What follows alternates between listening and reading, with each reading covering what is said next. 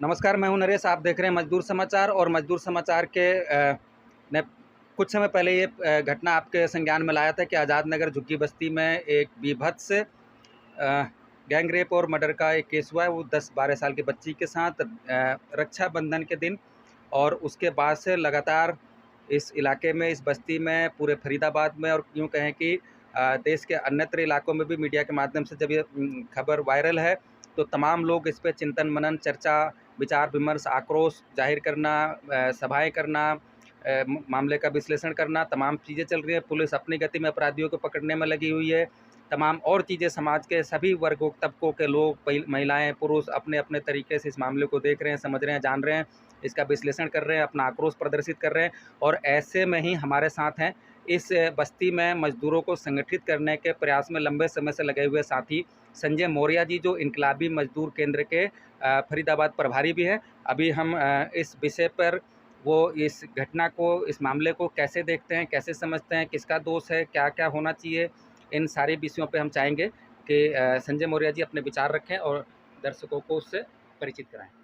देखिए, ये जो घटना हुई है आज़ाद नगर, इस बस्ती में मजदूर बस्ती है और ये बस्ती मतलब बोलें कि दशकों पुरानी है। और यहाँ देश भर से आए हुए मजदूर अपनी झोपड़पट्टी बना करके यहाँ के कारखानों में अपना जीवन यापन करते हैं, यहाँ रहते हैं। ऐसी घटना, पहले इस तरह की घटनाएं कम से कम मुझे याद आ रहा है कि इस बस्ती में ऐसी जघन्य घटना नहीं हुई है। और इन घटनाओं के पीछे जब हम इस आज़ाद नगर बस्ती में, वो मात्र 10-11 साल की बच्ची है जिसके साथ इतना क्रूरता हुआ है, इस क्रूरता में मतलब दरिंदगी इतनी बढ़ चुकी है, इतना मानवीय मूल्य गिर चुके हैं सोसाइटी में कि जिन्होंने ये क्रूरता की है, हमें याद आ जा रहा है निर्भया कांड दिल्ली का, हमें याद आ जा रहा है हैदराबाद का वो जो क्रूरता ऐसे ही देश भर में की जाने वाली, या उत्तर प्रदेश में जो एक दलित लड़की के साथ हुआ, ऐसे आए दिन की घटना है। उस जो मतलब एक बोले कि आदमी को डर पैदा कर देती है कि समाज में बहन बेटियां सुरक्षित हैं कि नहीं है। ऐसी घटना देख करके जब पता चला, हमें 11 तारीख की रात को घटना है, 12 को हमें पता चला, तो हम खुद स्तब्ध रह गए कि हमारे इस इलाके में हम इतने वर्षों से हैं, ये हो क्या रहा है। और मैं बताऊं कि इन घटनाओं के लिए जो भी दरिंदे हैं इसके, उनको कठोर से कठोर सज़ा मिलनी चाहिए। और हम जो देख रहे हैं कि पुलिस उस दिन से सक्रिय है, ये दिखाई देता है। मगर सवाल मैं समाज के लोगों से और पूरे सिस्टम से भी करना चाहता हूँ। सिस्टम आज ये हो गया है कि इस बस्ती में कभी स्कूल हुआ करते थे, कुछ सामाजिक लोग भी होते थे जो बच्चों को एजुकेट करते थे, आज कोई स्कूल नहीं है। कुछ बच्चे जो मजदूरों की हालत यहाँ पे है कि अपने बच्चों को 2-4 क्लास पढ़ा के 8वीं 10वीं मुश्किल से करा करके वो बच्चे घूम रहे हैं, उनके पास एजुकेशन का सिस्टम नहीं है। ऊपर से पूरे शहर में जो मुझे दिखाई दे रहा है, इस बस्ती के अंदर भी दिखाई दे रहा, इसमें मैं उन लोगों को भी एक मैसेज देना चाहता हूँ जो इसमें संलिप्त हैं कि यहाँ नशे में ढकेला जा रहा है बच्चों को। जो टीन एज के बच्चे हैं वो पढ़ नहीं रहे हैं, उनको नशे के लत में ढकेला जा रहा है और इस तरह की क्रूरता बढ़ती जा रही है। ऐसे ही उस दिन की घटना, जिस बच्ची को मारा गया, उसकी हत्या की गई, उसके साथ रेप हुआ है, ये पूरा मतलब प्रथम दृष्टया दिखाई दे रहा है। जो उसके साथ क्रूरता हुई है, उस क्रूरता की कितनी भी निंदा कर ली जाए, कितनी भी निंदा शब्द ही छोटा पड़ता है। वो बच्ची गरीब है, इस समाज में उसका बाप नहीं है, उसके फादर जो है कुछ समय पहले एक्सपायर हो गए थे। माँ इस समाज में इतनी जो कानून व्यवस्था है इतना चरमरा चुका है कि उसकी माँ मात्र 6-7 हज़ार रुपये में 30 दिन काम करती है और उन बच्चों को पाल रही है। मजबूरी थी, समाज में एक जो विधवा महिला है उसके लिए इतना सुरक्षा उपलब्ध नहीं है, इतनी आर्थिक कोई सुरक्षा, सामाजिक सुरक्षा नहीं है, वो अपनी बच्चियों को छोड़ के जाती है। दूसरे नंबर की इस पूरे आज़ाद नगर बस्ती में एक शौचालय कभी इन झुग्गियों के लोग संघर्ष किए, यहाँ झुग्गियों के लोग अपने लोगों को चुन के आगे किए और वहाँ संघर्ष किया तो एक शौचालय बना।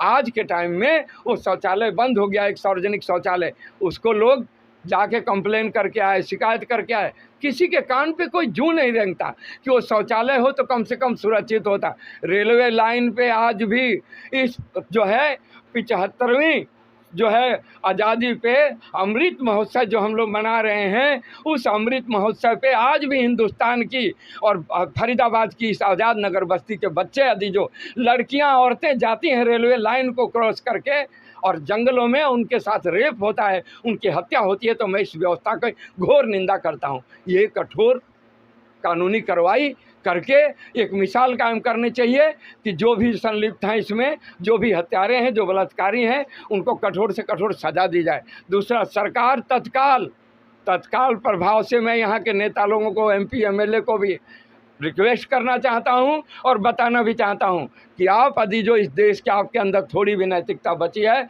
तो इन लोगों के लिए यहाँ शौचालय ठीक करवाया जाए, इनके लिए एजुकेशन का सिस्टम किया जाए। और जो महिला मजदूर जाकर 7,000 में काम कर रही है, आज जब वो बेरोजगार है, उसके घर में खाने के लाले पड़ चुके हैं। लोग, इस बस्ती के लोग, कुछ सामाजिक लोग मिलके, हम लोग जैसे यहाँ पे, उसकी आर्थिक मदद, उससे क्या हो सकता है? 2, 4, 6 हज़ार, 10 हज़ार की उस आर्थिक मदद से कुछ नहीं है। और वहाँ उसके घर में खाने के लिए अनाज नहीं है।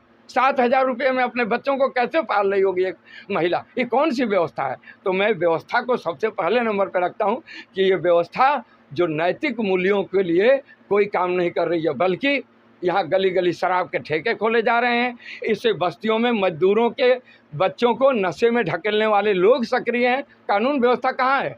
अभी तनावपूर्ण जीवन जी रहे हैं लोग, और उस तनावपूर्ण जीवन जीने वाले लोगों में ये क्रूरता करने वाले लोग भी मौजूद हैं। अभी तक पता नहीं चला है कि वो हत्यारे कौन हैं, कहाँ के हैं। मैं फिर से यही कहना चाहता हूँ कि सरकार, यहाँ का पुलिस प्रशासन, यहाँ का पूरा व्यवस्था इस मामले में इसको ठीक करे, उसको एक बेहतर इंसान बनने के लिए ऐसा सामाजिक माहौल भी तैयार करे, इन लोगों पे प्रतिबंध लगाए, जुआ, सट्टा, नशा, इन पे रोक लगाया जाए। तो मेरी यही बात है। मजदूरों महिला 7,000 में काम करती है, इस कानून को लागू करवाने के लिए भी तुरंत कार्रवाई की जाए कि कारखानों में 7,000, 6,000 में लोग महिलाओं से काम ना करवाएं, उनको कम से कम न्यूनतम वेतन दें। और इस हत्या में जो भी शामिल हैं, तत्काल, आज कई 12 तारीख की रात को, 11 तारीख की रात की घटना है, आज जो है 14 तारीख है, अभी तक हत्यारों का पता नहीं चला है। और इसके लिए यहाँ आक्रोश देख रहा हूँ मैं। जितने उनके परिजनों से गया, उनके परिजनों से मैं मिलने गया, जो परिवार है, दुखी परिवार है, पीड़ित परिवार है, वो 6 बाई 7 का एक छोटा सा कमरा, उसमें घुटन भरे कमरे में वो अपने पूरे परिवार के साथ वो महिला जी रही हैं। ये है हमारा जीवन स्तर। और उसके बाद उनके साथ ऐसी क्रूरता, पूरे नेशनल चैनलों पर शोर मच जाता, किसी नेता या किसी अमीर के घर की घटना होती। हम किसी भी घटना का समर्थन नहीं करते, उनकी भी बेटी और इधर भी बेटी, मगर बेटियों को समान नज़रिए से देखा जाना चाहिए।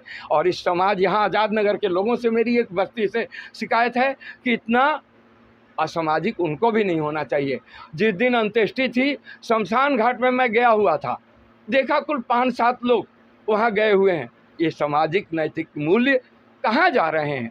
इस समाज के लोगों को भी, आज़ाद नगर के लोगों को भी इस पे विचार करने की ज़रूरत है, सोचने समझने की ज़रूरत है, अपने बच्चों पे कंट्रोल, अंकुश लगाने की ज़रूरत है। बस इसी के साथ मैं, हमारी संवेदना इंकलाबी मजदूर केंद्र उस दुखी परिवार के साथ खड़ा है, आगे भी रहेगा। जो भी संभव मदद होगी हम लोग करने के लिए उनके तत्पर आगे रहेंगे। कुछ लोगों की तरफ से, संगठनों की तरफ से 16 तारीख को एक प्रदर्शन की कॉल आ रही है, इस पे आपका क्या विचार है? बिल्कुल, इस सरकार को ज्ञापन दिया जाना चाहिए, किया जाना चाहिए ऐसे। और सरकार से मैं जिन मुद्दों को उठा रहा हूँ, भाई एक शौचालय नहीं है, मोदी जी गांव-गांव शौचालय बनवा रहे हैं। जब उत्तर प्रदेश में, मैं और घटनाएं हैं मगर उत्तर प्रदेश का उदाहरण देता हूँ, ये होता है कि वहाँ इसलिए रेप हो गया कि भाई शौचालय नहीं है कहीं भी बेटियों का। और यहाँ तो पूरी की पूरी जो है, कई हज़ार लोगों की बस्ती है, कहाँ गया शौचालय आपका? कि मजदूरों की, गरीबों की बस्ती है, इसलिए यहाँ कोई मायने नहीं रखता आपका शौचालय, यहाँ नहीं बन सकता। इसके साथ हम कहते हैं कि पुलिस उन अपराधियों को जल्द से जल्द पकड़े। ऊपर से यहाँ शौचालय की व्यवस्था के साथ साथ उस महिला को आर्थिक मदद दिया जाए, उस परिवार को आर्थिक मदद तत्काल, भाई विधायक निधि से दिया जाए, सांसद निधि से दिया जाए, तत्काल उसको आर्थिक मदद दिया जाए। एक अदना सा झोपड़पट्टी यार, जो फुटपाथ पे बसी है, वो भी उसका अपना नहीं है, हाँ? और करे भी कैसे? 7,000 में कैसे बना सकती है? तो सरकार को इन सभी मुद्दों पे हम चाहते हैं कि उसको आर्थिक मदद, कोई मुआवजा दिया जाए और इस सभी मामलों में इस बस्ती में जो नशाखोरी है, यदि जो कोई नशा का व्यापार करने वाले लोग हैं उन पे सख्त से सख्त कार्रवाई करके तुरंत प्रभाव से रोक लगाया जाए। देखिए, इसके मूल में जाएंगे कि ऐसा हो क्यों रहा है। जैसे फरीदाबाद की घटनाओं पे हम, ये रेप की घटना हुई है, अभी आज ही की घटना है, आज 14 तारीख को मुझे खबर लगी कि एक मजदूर परिवार में, उसके भी फादर नहीं हैं, वो महिला जो है विधवा महिला हैं और उनका एक बेटा था, एक 20-21 साल का। हम वहाँ भी पहुँचे नहीं हैं, आज पता चला कि वो रात में फांसी लगा के मर गया। ये जो है पूरा का पूरा मामला क्या है। और इस तरह की घटनाएं, कहीं किसी को चाकू मार देना, जान से मार देना, रेप की घटनाएं, महिलाओं से अश्लीलताओं की घटनाएं क्यों बढ़ रही है? क्योंकि जो हमारे देश में या दुनिया में ही जो पूंजीवादी उपभोक्तावादी संस्कृति है, पूरा का पूरा जो महिला है, स्त्री है, उसे एक उपभोक्ता के वस्तु के रूप में प्रस्तुत करती है ये व्यवस्था। छोटे छोटे बच्चे पोर्न हाथों में, अपने फ़ोन के रूप में अश्लील वीडियो पोर्न लेके घूम रहे हैं। और आज हालत ये है कि आप कितनी भी शराफत से अपने फ़ोन को चलाइए, उसमें तो क्या आएगा, अश्लील उसमें जो है चीज़ें आ जाती हैं। अब उसको बच्चों से कैसे बचाएंगे? इसको रोकने का दायित्व तो किसका है? सरकार को इस पे क्यों नहीं काम करना चाहिए? हम एक कौन सा राष्ट्र बनाना चाह रहे हैं? क्या ऐसी उपभोक्तावादी संस्कृति वाला राष्ट्र जो एड प्रचार तक आ रहा है, हमारे बच्चों के दिमाग में बैठा दिया जा रहा है, देश के बच्चों के दिमाग में बैठा दिया जा रहा है। जो एड आता है वो भी महिलाओं के शरीर को उपभोक्ता के वस्तु के रूप में पेश किया जा रहा है और इसकी संस्कृति है उपभोक्तावादी। इस पूंजीवादी व्यवस्था में इसका मुकम्मल समाधान भी नहीं है। जब तक इस उपभोक्तावादी संस्कृति को नहीं रोक करके एक बेहतर समाज का निर्माण नहीं होगा, मानवीय मूल्यों पे एक समाज नहीं होगा, तब तक, जब तक ये मुनाफे पे टिका व्यवस्था है तो किसी भी चीज़ को बेचा जा रहा है। अश्लील से साइटें चल क्यों रही हैं? मुनाफे के लिए। अश्लीलता मोबाइल में छोटे बच्चों को परोसी क्यों जा रही है? मुनाफे के लिए। तो ये जो एक माइंडसेट तैयार किया जा रहा है, ये उसके लिए जिम्मेवार है। इस पूंजीवादी व्यवस्था का नाश होना चाहिए। तो एक समाज, एक ऐसे समाज का निर्माण होना चाहिए जिसमें स्त्रियों को भी, दलितों को, शोषितों को, उत्पीड़ितों को, सबको समानता का अधिकार हो, उनको एक मानवीय जीवन दिया जा सके। एक ऐसे समाज की ज़रूरत है। इसके साथ मैं यही कहना चाहूँगा और इसके लिए व्यवस्था मुख्यतः जिम्मेवार है।